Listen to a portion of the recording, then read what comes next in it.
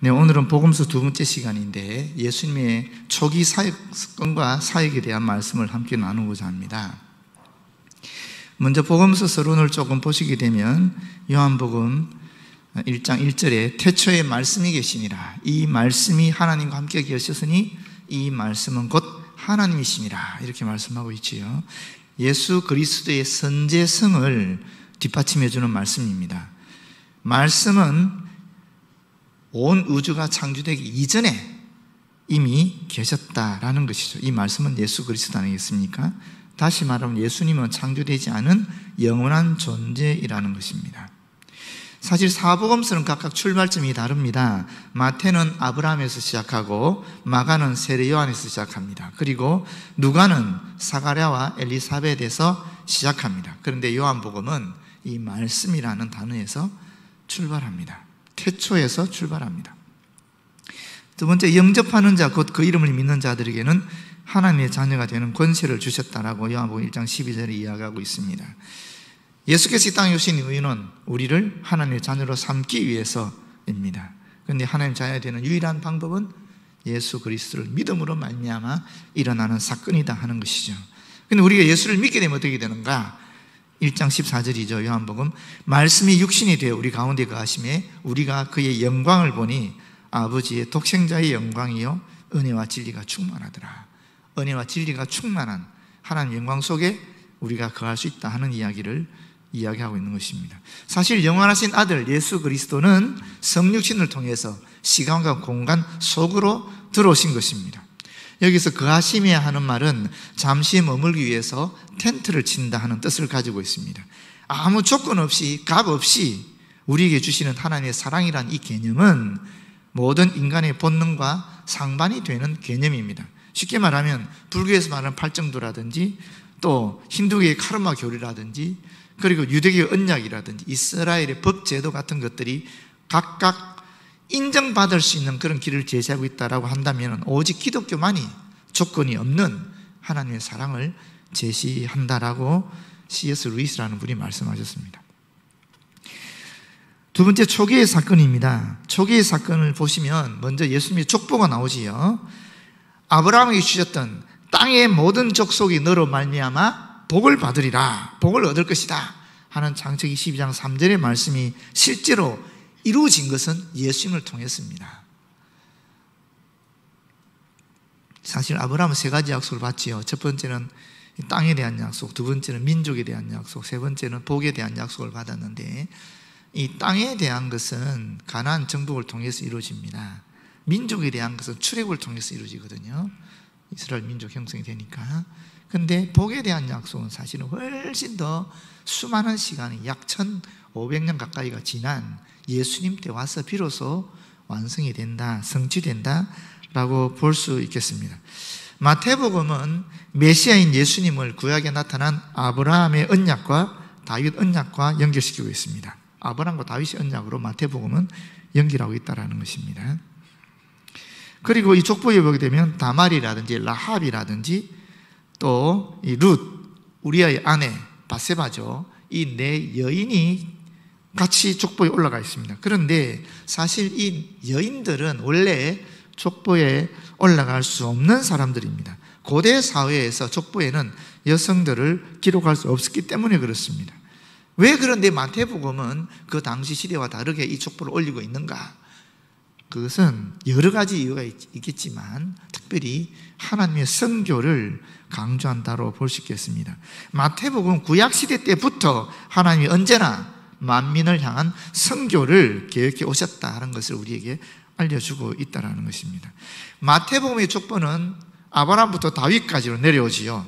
이스라엘 왕으로서의 예수님의 계보를 이야기하고 있습니다. 반면에 누가복음의 족보는 다윗에서 아담까지 거슬러 올라갑니다. 예수님의 인성을 보여주고 있다고 볼 수 있겠습니다. 실제로 후손에서 조상으로 올라가는 이런 거슬러 올라가는 것이 헬라 로마의 족보의 특성이라고 볼 수 있겠습니다. 초기 사건에 있어서 두 번째는 세례 요한의 출생에 대한 예고입니다. 사가랴와 엘리사는 모두 제사장 가문이었죠. 자녀가 없는 것은 그 당시 경제적으로 사회적으로 매우 비참한 일이었습니다. 왜 그렇습니까?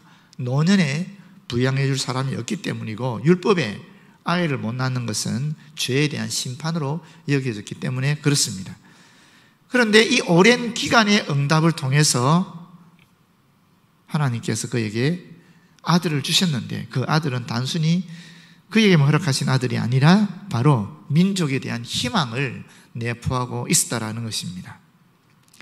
사실 제사장의 숫자를 고려해 보면은 사가랴가 자기 반열의 차례가 되어서 제사 지내러 가지 않았습니까? 제사를 집례하지 않았습니까? 그리고 거기서 하나님의 천사를 만나거든요. 그런데 그 당시 제사장의 숫자가 약 2만 명이었다 그래요. 그러면 사실은 이 제사장들이 평생에 딱 한 번 이런 제사를 집례할 수 있는 것입니다. 물론 절기 때는 다릅니다. 절기, 유월절, 오순절, 장막절 이런 절기 때는 모든 제사장들이 다 참여하는 거지만 매일매일 일어나는 이런 제사 집례에 있어서는 평소에 할 수 있는 게 아니라는 것입니다. 1년에 딱 한 번 할 수 있는 그런 유일한 기회였는데, 그때 하나님께서 그에게 나타나셨다라는 것입니다. 요한의 이름은 하나님께서 은혜로우시다 하는 뜻을 가지고 있습니다. 세 번째, 예수님의 탄생에 대한 예언입니다. 세례요한의 출생 예언이 있고 난 다음에, 예고가 있은 다음에 약 6개월 이후에 있었던 사건이죠. 마리아는 하나님의 은혜를 받은 사람인데, 한번 생각해 보십시오. 과연 마리아가 하나님의 은혜를 입은 자일까? 그 인생이 과연 그렇다고 할 수 있을까? 아이를 가지고 나서 태어났을 때 얼마 되지 않아서 어떻게 됐습니까? 임신한 상태에서, 죄송합니다, 임신한 상태에서 그 먼 거리를 가서 호구조사하느라고 같이요. 그러다가 길거리에서, 사실은 어떻게 생각하면 길거리에서 아이를 낳은 거잖아요. 그리고 또 그 아이 때문에 베들레헴에는 유대의 어린 아기에 대한 2살 이전의 아이에 대한 학살 사건도 일어나지 않습니까? 그래서 급히 아이를 데리고 도망을 치지 않았습니까? 애국으로 도망을 치기도 했고, 또 심지어 사실 부모로서 가장 고통스러운 것은 자식이 자신 앞에서 먼저 죽는 거 아니겠어요? 그 아들이 아주 비참하게 죽는 죽음을 목격하지 않았습니까? 그런 마리아의 일생을 통해서 보게 되면 과연 마리아가 은혜를 입은 사람인가 하는 그런 생각이 들기도 합니다. 그럼에도 불구하고 마리아를 통해서 하나님께서는 인류를 구원할 수 있는 위대한 메시아를 보내주셨다. 사실 은혜가 뭔가? 은혜라는 것이 어떻게 생각하면 하나님이 나와 함께 하시는 그 사건 자체, 그것이 은혜가 아닌가 하는 것을 다시 한번 생각하게 됩니다. 여러분, 마리아가 이때 몇 살이었을까요? 생각해 보신 적 있습니까? 마리아가 예수님의 탄생에 대한 예고를 들었을 때가 몇 살이었을까? 20살이었을까요? 25살?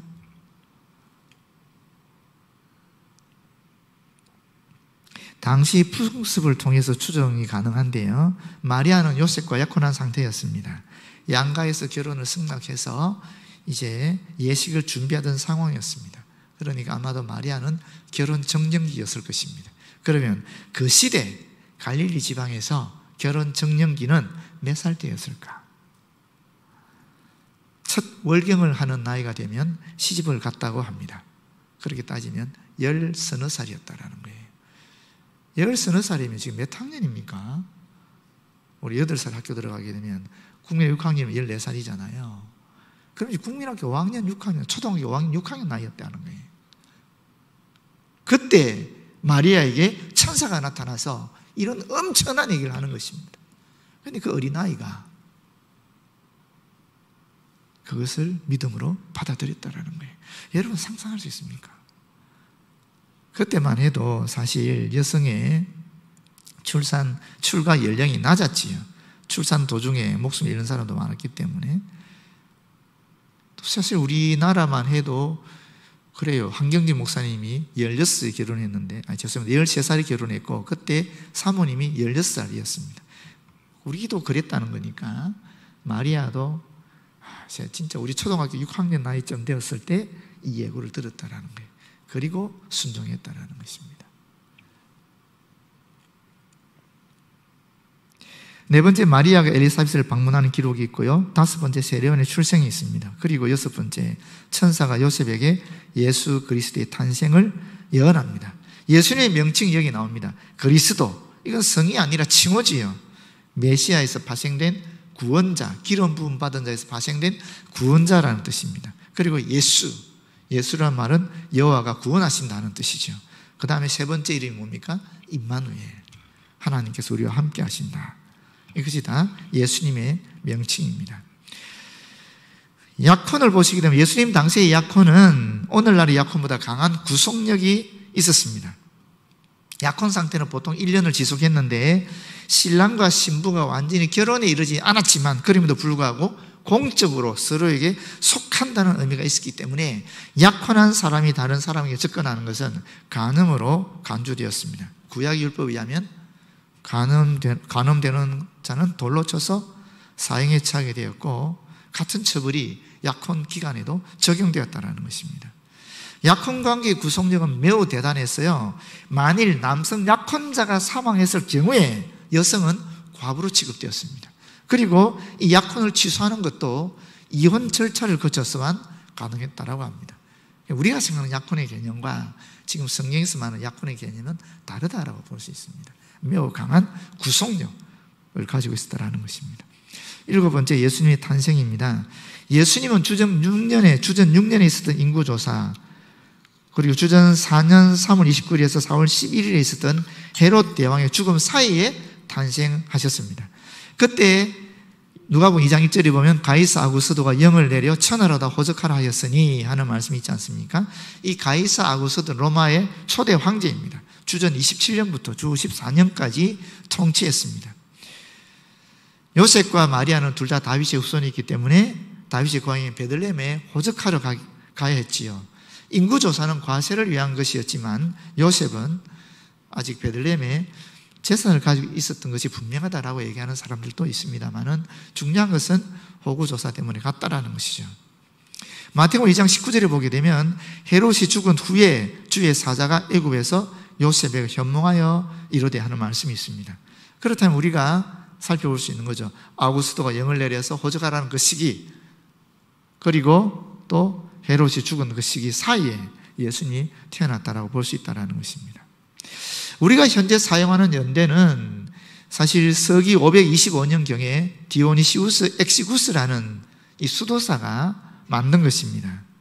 이때 그는 예수님의 탄생 연도를 기점으로 해서 기원 전과 기원 후라는 그런 기준을 만들었는데 이것을 어떻게 했느냐면 로마가 언제 세워졌는가, 로마의 기원 연대와 그리고 예수님의 생애를 비교하면서 로마가 세워진 때로부터 754년째 예수님이 탄생했다라고 계산한 것입니다. 그런데 나중에 학자들이 다시 연대를 정리해 보니까 예수님의 탄생은 이 디오니시우스 엑시구스의 계산과 적어도 4년 이상 차이가 난다는 것을 발견하게 되었습니다. 예수님의 실제 탄생 연도 계산법을 보게 되면 헤롯의 죽음이 주전 4년 4월 1일경입니다. 헤롯은 예수님의 탄생 연도를 기준으로 2살 이하 아이들을 살해했거든요. 그 다음에 이 헤롯의 그 후손인 아켈라오가 사망한 것이 주 6년이었습니다. 그때 이 아켈라오의 죽음을 듣고 요셉이 애굽에서 올라오거든요. 올라와서 이제 편안하게 다니기 시작했고, 그리고 예수님을 예루살렘 성전까지 데려갑니다. 이때가 12살이에요. 그러면 뒤로 돌이켜보게 되면 예수님의 출생 연대는 아무리 멀리 잡아도 기원전 7년경이 되는 것입니다. 왜냐하면 아켈라오가 죽은 것이 주 6년이니까 그때 12살이었다고 보게 되면 하여튼 그렇게 나온다라는 것입니다. 왜 이런 차이가 생겼나? 이 고대 기록은 대개 왕의 이름을 중심으로 연대를 표기했습니다. 그런데 같은 해에 있었던 전임 왕의 퇴임과 신임 왕의 즉위를 마치 다른 해인 것처럼 두 번 계산할 가능성이 있었습니다. 특히 왕권 교체에 대한 기록이 명확하지 않았기 때문에 이렇게 될 계산 착오가 일어날 가능성이 훨씬 많아진다라는 것입니다. 왜 연대를 수정하지 않았을까? 이런 차이를 발견했을 때는 이미 모든 역사 기록이 서기라는 기준으로 계산되어 있었기 때문에 더 이상 고칠 수 있는 상황이 아니었다라는 것입니다. 그리고 예수님의 탄생을 보게 되면은 구유에서 태어나셨잖아요. 구유라는 것은 짐승을 먹이는 여물통리였거든요. 다시 말하면 하나님은 우리 중 한 사람으로서 우리가 이해할 수 있는 유일한 방식으로 이 땅에 오셨다. 이 땅에 우리 인간에게 말씀하신다. 그런 의미를 가지고 있습니다. 우리가 하나님을 믿는다면, 하나님의 천지창조를 믿는다면 예수님의 동정녀 탄생이라는 것은 당연히 믿어지는 것이겠지요. 자, 8번째 목자들의 경배입니다. 예수님을 목자들이 먼저 경배했고, 그 다음 9번째 보게 되면 예수님께서 할례를 받으시는 사건이 나오고요.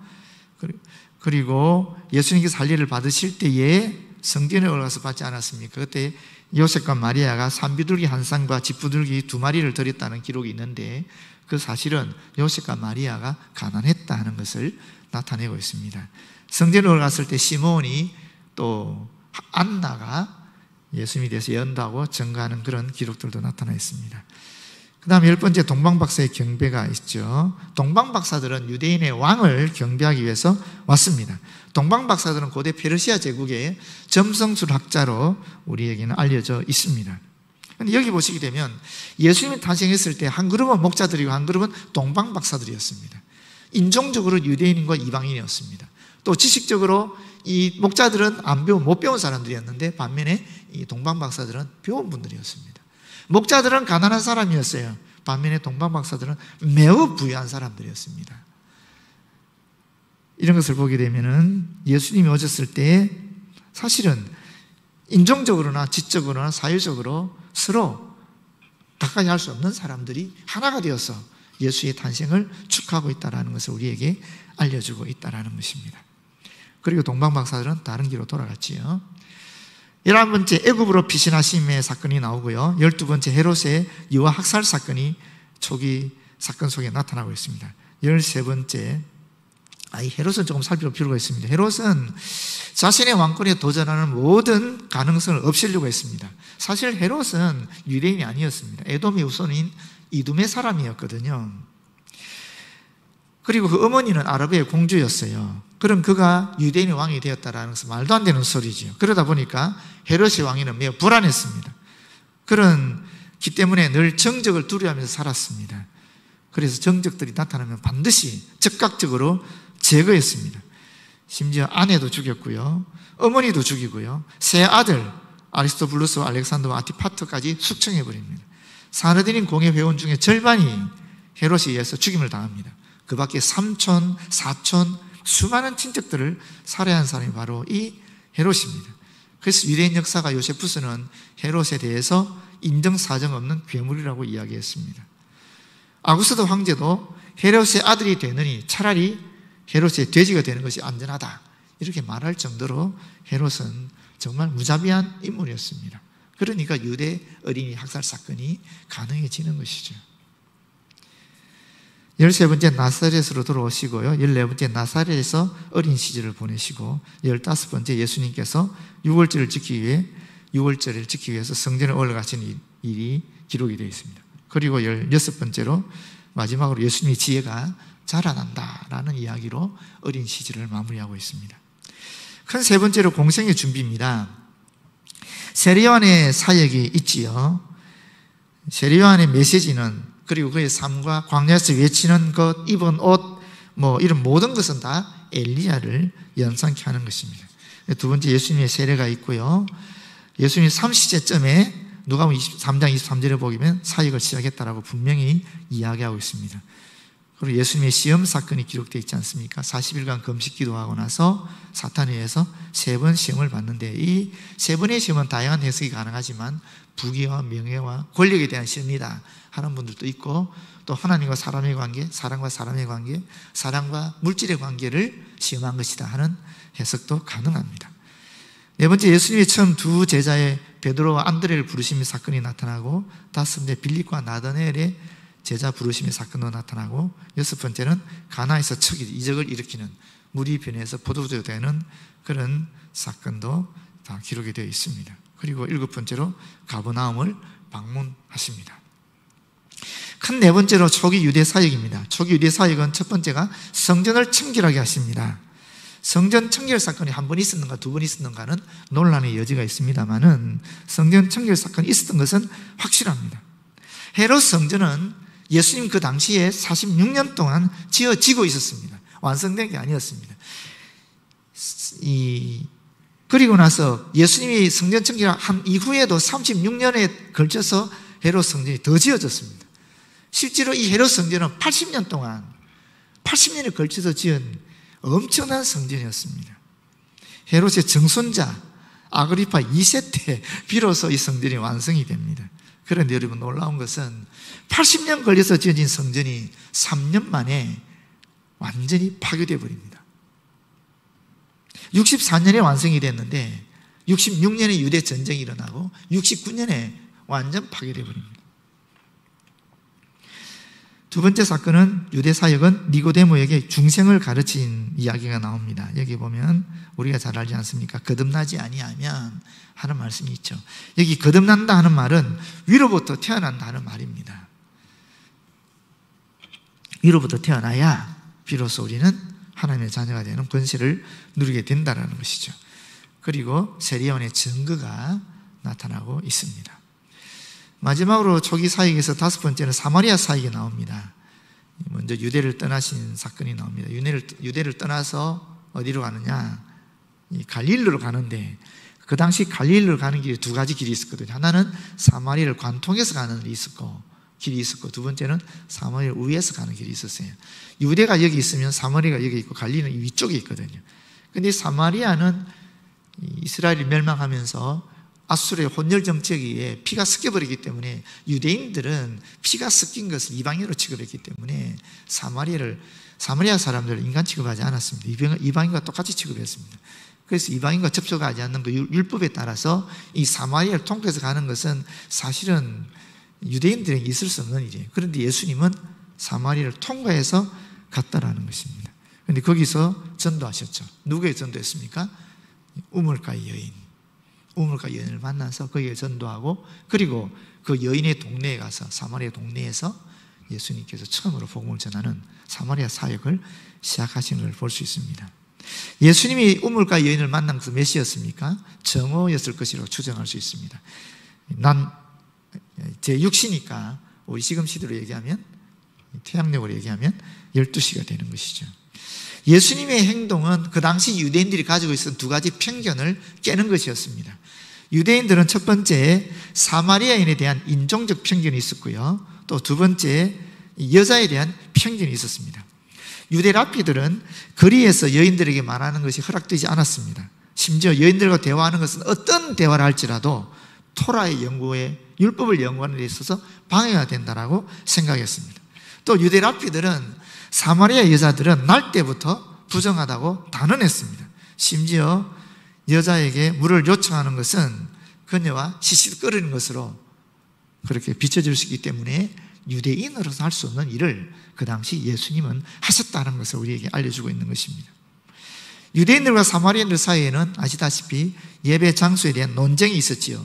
사마리아 사람들 거리심산에서 예배를 드려야 된다라고 했습니다. 왜냐하면 그 거리심산에서 아브라함이 이삭을 바쳤다라고 그들을 믿고 있었기 때문에 그렇습니다. 그러나 창세기 22장을 보게 되면 아브라함은 이삭을 어디에다 바쳤습니까? 모리아산에 바쳤습니다. 이 모리아산이 어디냐면 예루살렘 성전이 있는 그 자리입니다. 예루살렘 성전이 사실은 이삭을 바쳤던 그 자리에서 세워졌거든요. 지금도 가보시면 예루살렘 성전을 가보시면은 지금 예루살렘 성전이 사실은 이슬람 사원이 되어 있지만 그 지하에 가보시면은 이삭을 제물로 드렸던 그 반석이라고 하면 좀 미안하고 하여튼 좀 이렇게 바위가 있습니다. 지금도 거기서 이삭을 바쳤다고 전해지고 있지요. 사마리아 사람들은 멜기세덱이 그리심산에서 아브라함에게 나타났다고 가르쳤습니다. 그리고 약속의 땅에 도착했을 때 그리심산에서 제단을 쌓았다고 가르쳤지만 신명기 27장 4절을 보게 되면 약속의 땅에 도착했을 때 에발산에서 제단을 쌓은 것으로 기록되어 있습니다. 그런데 이런 장소에 대해서 예수님은 관심을 가지지 않습니다. 예수님은 예배의 장소가 아니라 예배의 내용에 대해서 더욱 집중하고 답하시고 계십니다. 그리고 예수님께서는 자신의 사역이 예배를 근본적으로 변화시킬 것임을 분명히 하셨습니다. 아버지께 참되게 예배하는 때가 온다. 언제냐? 그때가 이때다. 예수님 오신 이때다 얘기했고, 또 참되게 예배하는 자들은 영과 진리로 예배해야 된다 하는 말을 분명히 요한복음 4장 23절 24절에서 말씀하고 있습니다. 그리고 사마리아 사이에서 우물가 여인을 만난 다음에 제자들에게 증거하시고, 그리고 여인을 따라가서 사마리아 사람들에게 증거하시는 것으로 이 사마리아 사역을 마치고 있습니다. 오늘은 이 복음서의 두 번째 말씀으로서 이런 예수님의 초기 사건과 초기 사역에 대한 말씀을 드렸습니다. 여러분, 너무나 많은 내용이 있겠지만 오늘 저희가 재직회가 있기 때문에 조금 말씀을 빨리 마무리하는데요, 중요한 것은 그것입니다. 중요한 것은 뭐냐? 예수께서 이 땅에 메시아로 오셨다는 것입니다. 그분의 이름만 기억해도 될 것 같습니다. 예수, 구원자라는 뜻이죠. 임마누엘, 우리와 함께 하십니다. 메시아, 똑같죠? 구원자라는 뜻입니다. 예수 그리스도 우리의 구원자이시고 하나님께서 우리와 함께 하시는 증거이시다 하는 것을 기억하시면 되겠습니다. 같이 기도하겠습니다. 아버지, 고맙고 감사합니다. 예정하신 그대로, 약속하신 그대로 예수께서 이 땅에 오셨고, 그 약속 그대로 성취되어서 구세주로 우리와 함께 하시는 증거로 나타나셨습니다. 우리가 지금 예수님을 믿고 있습니다. 우리와 함께 하시는 주님과 늘 동행하고 주님의 임재하심을 날마다 경험하며 살아가는 저희들 되어지도록 역사하여 주시옵소서. 예수님 이름으로 기도드립니다. 아멘.